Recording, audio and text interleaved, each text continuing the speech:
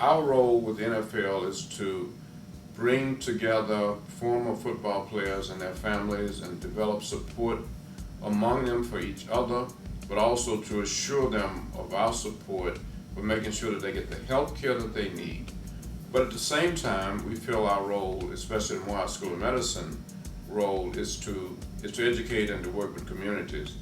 We have really brought together, I think, a great group of people to really make these points. I recently had dinner with a friend whom I consider to be well educated and informed, and she said, I just can't decide whether depression is a disease or whether it's just someone not trying hard enough.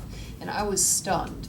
I can't believe that in this day and age, with the amount of information that we do have, and so many people working so hard to reduce the stigma, that people still don't recognize mental health disorders as diseases that deserve the compassion that other diseases do, such as diabetes and heart disease and cancer. John was diagnosed with frontotemporal dementia in December of 2001. And before that, I'd noticed strange things about him, but by the time you get to the point of knowing that you need a diagnosis, you know for sure that something is wrong. And actually, his diagnosis was a relief, because then all of the anger and the frustration that I had felt before that over the way he was acting, over some of his weird behavior, and some of the things that precede this type of diagnosis, all of that anger just drained out of me like sand through a sieve, because I was relieved to know that it was not just my husband being a strange person, but that there was definitely something mentally wrong with him. All football players start out as young people, and all pro football players started out as young people. So what I'm saying that is that a lot of the community look up at pro football players, but realizing that their kids play youth football. So while the kids are playing youth football, that's a good possibility that they want to play pro football. And head injuries is one of the things that's always a concern. And it's always been a concern for us, because when they taught us as little kids, when I was young, to lead with your head. And now we're trying to teach kids to lead with their shoulders and not their head. So hopefully we can help the community understand that we're doing what we can to help them. Well, I think one of the things, I had probably my first concussive episode. I had a number of concussions in my career, probably like most NFL players, but and I think my first one was when I was in college at William & Mary. We played at Virginia Tech, and I came out of the game, and my coach said, "What are you doing out of the game?" And I said, "Well, when the ball carrier comes to me, I'm seeing three of them." And he said, "Tackle the one in the middle, get back in the game."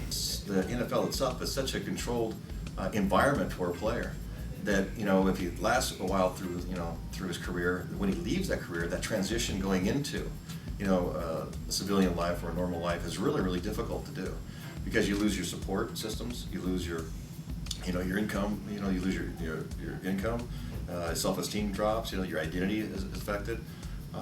And so all those things are affected, and those are some huge losses, and that in itself, that transition can be a huge factor in depression.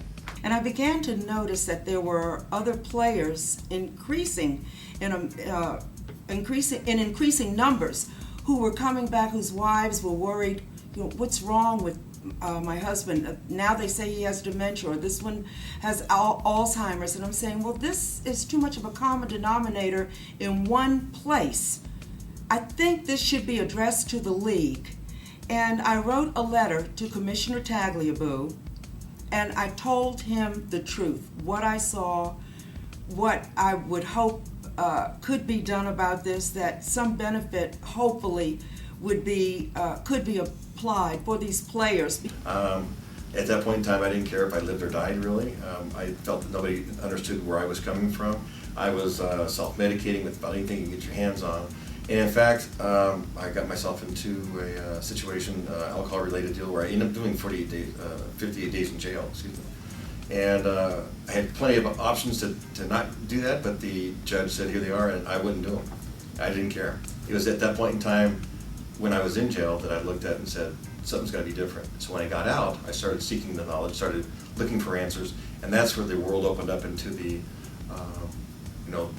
here's what depression is, and looking at the the medical options, and also looking at the education from academia, saying, what is this thing called? What is it? And so the awareness became open, and I started speaking out on behalf of becoming an advocate. So I think that it's a good thing that the National Football League has teamed with Morehouse School of Medicine, and that will also be a point where players can step up and be counted. Some people might wonder why the focus is on an NFL or former NFL player, a professional athlete, when they are often people that might have the means to be able to secure the care that they need.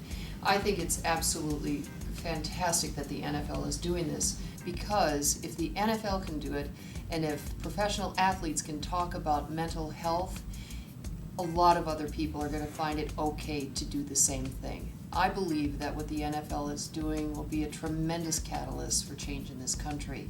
And as someone whose mother suffered from mental illness and had even close relatives tell her that she should just be able to snap out of her depression, I'm grateful to them. I think that it will make a huge change, and I'm proud to be part of it.